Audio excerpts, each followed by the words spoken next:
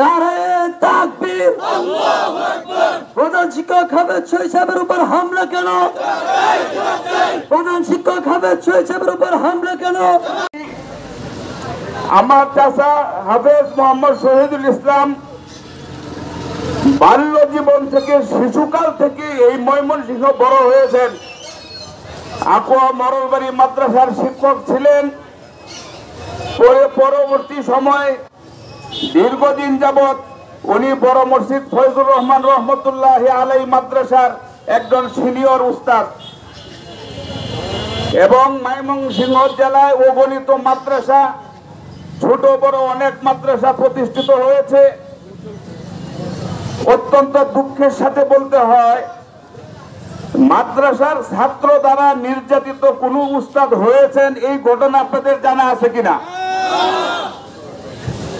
এবং শুধু তাই না, এই ঘটনা একজন আলেমের দ্বারা নির্দেশিত হইয়া যে সমস্ত ছাত্র নামের কুলাঙ্গাররা একজন শিক্ষকের উপর গায়ে হাত তুলতে পারে, আমরা তাদের দৃষ্টান্তমূলক শাস্তি চাই। কি বলেন আপনারা? হাফেজ শহীদ সাহেব রক্তাক্ত কেন?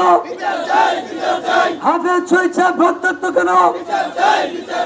মুসল্লিদের উপর হামলা কেন? মুসল্লিদের উপর হামলা কেন?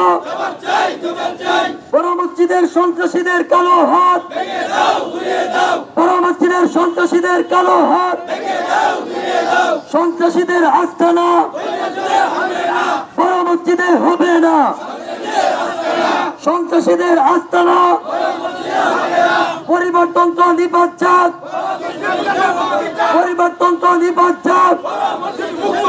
নারায়ে তাকবীর।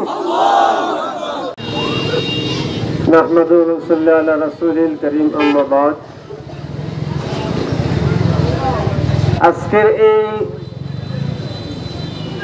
স্মারকী প্রদানের উদ্দেশ্যে এবং হাফেজ শহীদুল ইসলাম সাহেবের উপর অন্যায়মূলকভাবে নির্যাতনমূলক আক্রমণের প্রতিবাদে আয়োজিত এই মিছিলে উপস্থিত এবং অংশগ্রহণকারী মুসল্লিয়ানে কেরাম, আপনারা জানেন হাফেজ শহীদ সাহেব একজন অত্যন্ত সৎ এবং নির্ভীক সত্যের প্রচারকারী, ন্যায় এবং নিষ্ঠার মূর্ত প্রতীক। তিনি কোনদিন কোনো বিষয়ে কোন পক্ষের পক্ষপাতিত্ব করেন না। ওনার ইতিহাস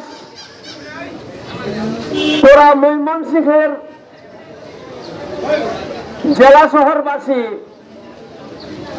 অনেকেই জানা। উনি বড় মসজিদে আছেন, বড় মসজিদের শিক্ষক হিসেবে, হেফজখানার প্রধান শিক্ষক, পাশাপাশি উনি সমস্ত শিক্ষকদের, এই জামিয়া ফয়জুর রহমানের উনি সমস্ত শিক্ষকদের শিক্ষক প্রতিনিধি তথা সমস্ত শিক্ষকের সুখ দুঃখ ব্যথা বেদনা নিরীক্ষণের এবং তাদের ব্যথা বেদনা সমস্যা সমাধানের উনি দায়িত্বপ্রাপ্ত।